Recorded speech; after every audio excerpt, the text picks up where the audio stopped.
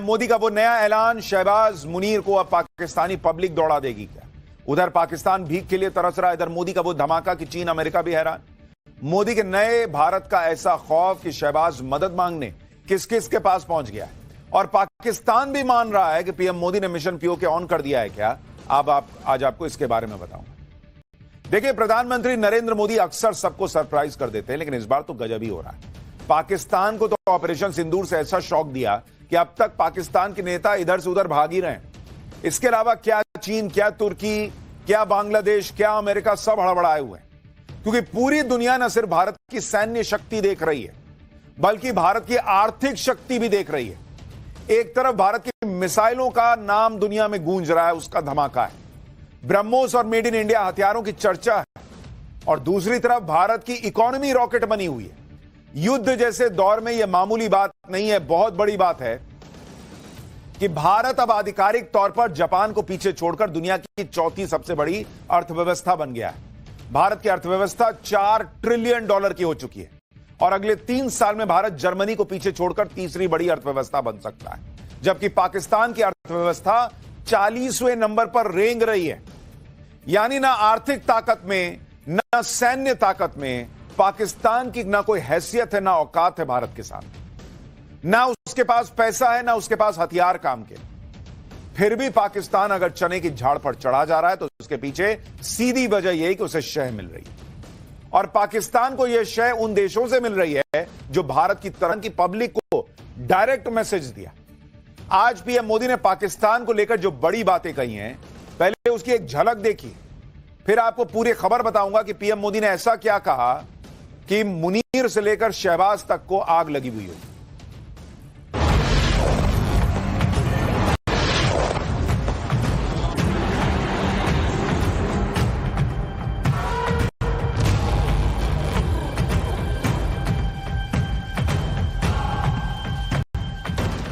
पाकिस्तान के नागरिकों, ये आपकी सरकार और आपकी सेना आतंकवाद को समर्थन दे रही है। रोटी खाओ वरना मेरी गोली तो है ही।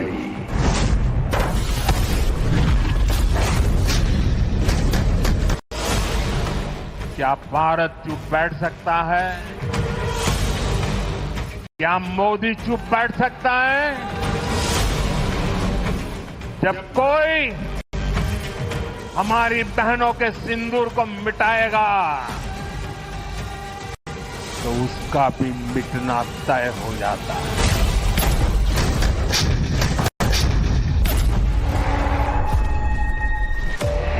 पाकिस्तान जैसा देश भी है जो टेररिज्म को ही टूरिज्म मानता है। सपने में भी सोचा नहीं होगा मोदी से मुकाबला करना कितना मुश्किल होता है।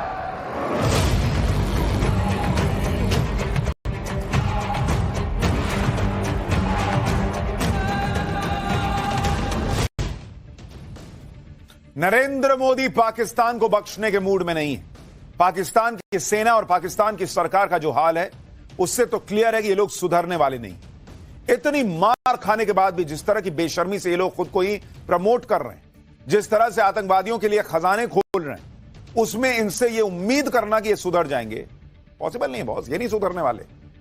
इन्हें कोई पाकिस्तान को आतंक की बीमारी से मुक्त करने के लिए पाकिस्तान के अवाम को आगे आना होगा, पाकिस्तान के नौजवानों को आगे आना होगा।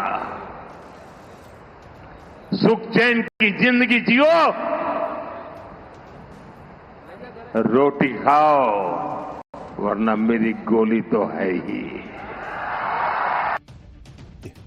वो हाथ में कटोरा लेके घूम रहा है, दाने दाने को मोहताज, और पाकिस्तान के नेता इस कंगाली में भी भारत से लड़ने के सपने देख रहे हैं, जबकि नरेंद्र मोदी ने भारत को इतना मजबूत कर दिया है कि पाकिस्तान की कोई औकात नहीं है भारत के सामने आज की डेट में। और आप इसको देखिए, सिर्फ रिजर्व बैंक से ही भारत सरकार को इस साल 2,69,000 करोड़ रुपए का डिविडेंड मिला है सर। यह पाकिस्तान को आईएमएफ से मिलने वाली भीख जो है उससे 31 गुना ज्यादा पैसा है जो आरबीआई भारत की सरकार को दे रही है। नरेंद्र मोदी ने आज गुजरात के भुज में 1 मिनट के अंदर जो नए प्रोजेक्ट्स का ऐलान किया वो पाकिस्तान के आईएमएफ लोन से 6 गुना ज्यादा है। जितना तुमको पाकिस्तान को भीख मिल रही है उससे 6 गुना ज्यादा का आज सिर्फ प्रोजेक्ट लॉन्च किए हैं नरेंद्र मोदी। गुजरात के भुज में नरेंद्र मोदी ने 53,400 करोड़ रुपए के प्रोजेक्ट्स का ऐलान किया, जबकि पाकिस्तान को आईएमएफ से लोन की जो ताजा किस्त मिली है वो चिंदी सी 8,000 करोड़ रुपए।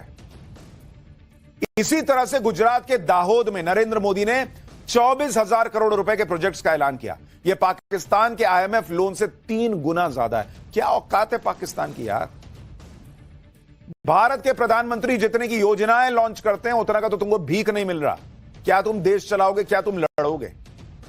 और अगर पाकिस्तान इस बात को नहीं समझेगा कि भारत कहां है और उसकी हैसियत क्या है पाकिस्तान की, तो उसका वही हाल होगा दोबारा जो ऑपरेशन सिंदूर से नरेंद्र मोदी ने किया, हमारी सेना ने किया। ऑपरेशन सिंदूर में तो पाकिस्तान सफेद झंडे दिखाकर गिड़गिड़ाकर बच गया, लेकिन नरेंद्र मोदी अगली बार इसका मौका देने को भी तैयार नहीं। सुनिए प्रधानमंत्री नरेंद्र मोदी ने आज क्या कहा है, फिर आगे दिखाऊंगा कि शहबाज शरीफ पीओके को बचाने के लिए क्या कर रहा है। पाकिस्तान के हमले का जवाब हमने इतनी ताकत से दिया कि उनके सारे एयरबेस आज भी आईसीयू में पड़े हैं, आज भी आईसीयू में पड़े हैं। और तब जाकर के पाकिस्तान शरणागति के लिए मजबूर हो गया। पाकिस्तान को लगा बच नहीं सकते। भारत ने रौद्र रूप दिखा दिया है और आखिरकार ये हमारी सेना का पराक्रम था, ये हमारी सेना का साहस था, ये हमारी सेना का सटीक ऑपरेशन था। कुछ ही घंटों में पाकिस्तान ने सफेद झंडा फहराना शुरू कर दिया। उन्होंने कहा कि हम गोली नहीं चलाना चाहते। हमने कहा हम तो पहले भी कह देते थे भाई, हमने तो पहले ही कहा था। हमने आतंकवाद के ठिकानों को तोड़ना था, मारना था, सबक सिखाना था। उसके बाद तुम्हें चुप रहने की जरूरत थी, लेकिन तुमने गलती की तो तुम्हें सजा भी भुगतनी पड़ी। पाकिस्तान के एयरबेसेस तो आईसीयू में हैं। भारत की कार्रवाई में उसके रनवे पर बड़े बड़े गड्ढे हो गए और इन रनवेज को तैयार करने के लिए पाकिस्तान को कुछ हफ्ते या महीने लग सकते हैं। लेकिन आज गुजरात में पीएम मोदी उन बहादुर महिलाओं से भी मिले जिन्होंने 1971 की जंग में 72 घंटे के अंदर ही रनवे तैयार कर दिया था। आज पीएम मोदी जब इन महिलाओं से मिले तो उन्हें पूरा सम्मान दिया। इन महिलाओं ने भी पीएम मोदी के सिर पर हाथ रखकर प्रधानमंत्री मोदी को आशीर्वाद दिया। आज पीएम मोदी ने इस मुलाकात का जिक्र करते हुए क्या कहा है, एक बार इसको सुनिए, फिर बताता हूं कि पीएम मोदी ने वो कौन सा इंजन दौड़ा दिया जिससे चीन तक में खलबली मच गई। साथियों, भारत की कार्रवाई से पाकिस्तान कैसे बौखला गया ये भी हमने देखा है।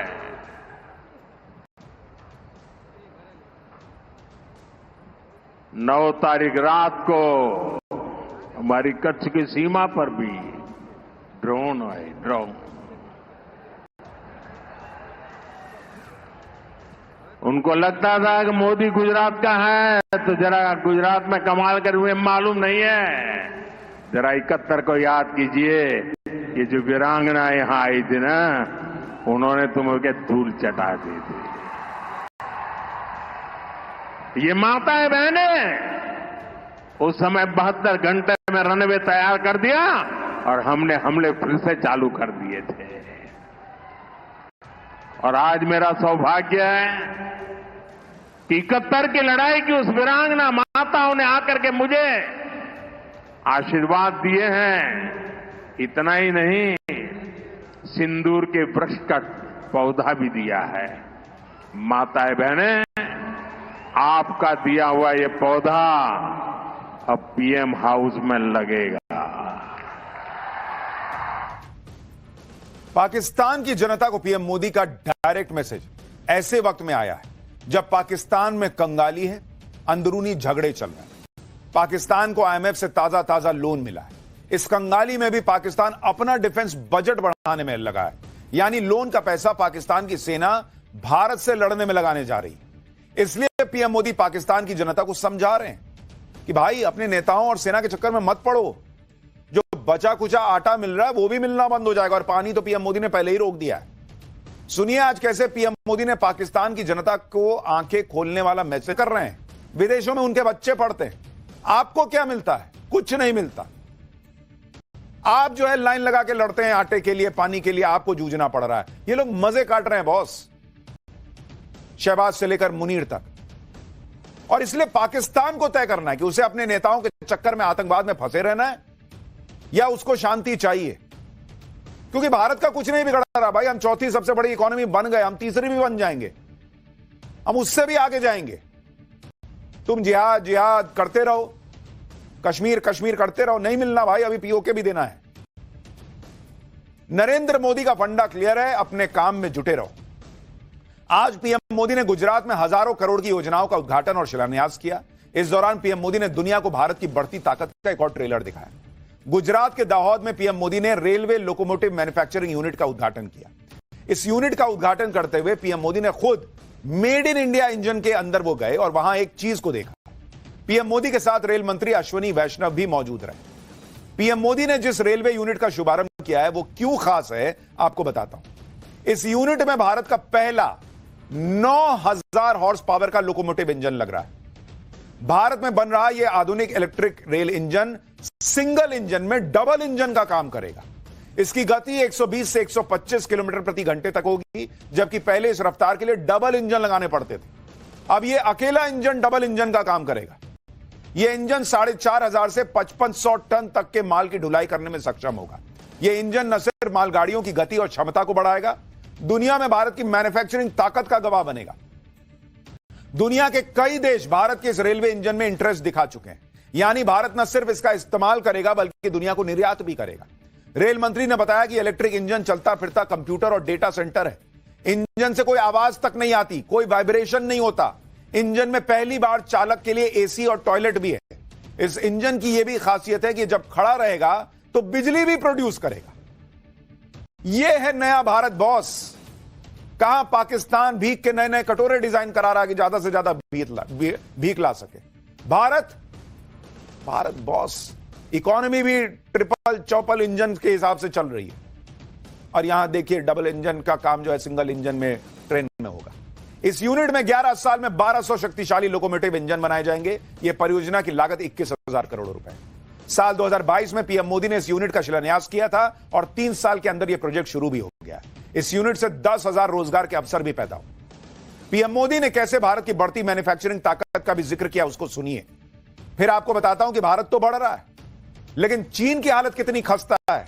पाकिस्तान तो छोड़िए, चीन कितना झूठा देश है, उसकी हालत क्या है वो भी दिखाऊंगा। लेकिन पहले पीएम मोदी को सुनिए एक बार। भारत आज तेज गति से मैन्युफैक्चरिंग की दुनिया में आगे बढ़ रहा है। आज हम स्मार्टफोन से लेकर गाड़ियां, खिलौने, सेना के अस्त्र शस्त्र, दवाएं, ऐसा बहुत सारा सामान दुनिया के देशों में निर्यात कर रहे हैं। इतना ही नहीं, आज भारत रेल, मेट्रो और इसके लिए जरूरी टेक्नोलॉजी खुद बनाता भी है और दुनिया में एक्सपोर्ट भी करता है। भारत दुनिया की चौथी सबसे बड़ी अर्थव्यवस्था बन गया है, लेकिन कुछ लोग कह रहे हैं कि हमारी प्रति व्यक्ति आय भी तो देखो। ये लोग ये नहीं बताते कि कांग्रेस और मनमोहन सिंह के जमाने में प्रति व्यक्ति आय क्या थी। इनको बस कमियां ढूंढनी है। और आज नरेंद्र मोदी के जमाने में प्रति व्यक्ति आय बढ़कर कहां पहुंच गई है, आपको देखना चाहिए, आपको पता होना चाहिए। देश तरक्की कर रहा है, ये इस देश में कुछ लोगों को बर्दाश्त नहीं होता। ऑपरेशन सिंदूर की कामयाबी उनसे बर्दाश्त नहीं हो रही। भारत चौथी सबसे बड़ी अर्थव्यवस्था हो गया, उनसे बर्दाश्त नहीं हो रहा। आप प्रति व्यक्ति अगर आप आय को देखेंगे, भारत की बात कर रहा हूं, प्रति व्यक्ति आय, ये 2013-14 में 2013-14 की बात कर रहा हूं, जब मनमोहन सिंह की सरकार हुआ करती थी, ये $1,438 प्रति व्यक्ति थी। $1,438। और नरेंद्र मोदी के राज में जब आप इसको देखेंगे 2024-25 में, यह बढ़कर कहां पहुंच गई है? 2880 बॉस, $2880 प्रति व्यक्ति। यानी 10 साल में इसको डबल कर दिया नरेंद्र मोदी की सरकार ने। और आप सोचिए, आजादी के बाद से लेकर और ऑलमोस्ट 60 साल आप $1438 प्रति व्यक्ति आय पहुंचा पा रहे हैं। 10 साल में यह आय डबल हो जा रही है और लोग कह रहे अरे हमारी आय तो कम है। तो जाओ करा लो, पीछे जाओ और वहां पे अपनी टाइम मशीन में बैठो और वहां जाके बढ़वा लो, जिस गति से 60 साल में बढ़ रही थी। भारत की बढ़ती हुई आर्थिक ताकत की वजह से अमेरिका और चीन तक हड़बड़ाए हुए, क्योंकि अमेरिका में सब कह रहे हैं कि वहां पर मंदी आने का बहुत बड़ा रिस्क है। पिछले हफ्ते क्रेडिट रेटिंग एजेंसी मूडीज ने अमेरिका की रेटिंग घटा दी बॉस। अमेरिका की क्रेडिट रेटिंग AAA से एक लेवल घटाकर AA1 करनी पड़ी है। क्रेडिट रेटिंग अमेरिका की इसलिए घटी क्योंकि उस पर $36 ट्रिलियन यानी 3000 लाख करोड़ रुपए का कर्ज है। अमेरिका की रेटिंग गिर रही है और यहां कैसे लोग बैठे हैं यार कि देश चौथी सबसे बड़ी अर्थव्यवस्था बन गया, देश में विकास हो रहा है, दुनिया हैरान। 5% नहीं, मात्र 2% की रफ्तार से चल रही है। झूठा है चीन, अपने पब्लिक को मूर्ख बना रहा है कि 5% से बढ़ रहे हैं। अरे 2% से भी बढ़ रहा है, 2% से नीचे ही होगा। चीन ने पिछले 3 साल में जीडीपी ग्रोथ करीब 10% बढ़ाकर बताया है। चीन का कुल कर्ज उनकी जीडीपी का 300% हो चुका है। 2021 से लेकर 2025 तक प्रॉपर्टी मार्केट क्राइसिस की वजह से चीन को 1532 लाख करोड़ रुपए का नुकसान हो चुका है। चीन में जिस तरह का संकट है उसमें चीन का भविष्य भी ठीक नहीं है। एक्सपर्ट्स बताते हैं कि 2035 के बाद चीन की जीडीपी ग्रोथ मात्र 1% रह जाएगी, 1%। और हमारे यहां मोदी विरोध में लोगों को समझ ही भी नहीं आ रही है बात कि हम 6% प्लस में बढ़ रहे हैं। यह दुनिया में कोई नहीं कर पा रहा। कैसे लोग हैं भाई? चीन और अमेरिका इसलिए हैरान है कि उनकी हालत तो खराब है, जबकि भारत इतना सब कुछ होने के बावजूद गियर पे गियर लगा के टॉप स्पीड में भाग रहा है, किसी के रोके नहीं रुक रहा। इसमें पाकिस्तान के लिए सबसे बड़ी टेंशन है कि नरेंद्र मोदी जब अमेरिका चीन के रोके नहीं रुक रहे तो पाकिस्तान की हैसियत क्या है कि हमको रोकेगा। और पाकिस्तान तो अब यह मान चुका है कि जो नरेंद्र मोदी किसी के रोके नहीं रुक रहे वो पीओके लेकर ही मानेंगे। इसलिए पाकिस्तान के नेताओं और वहां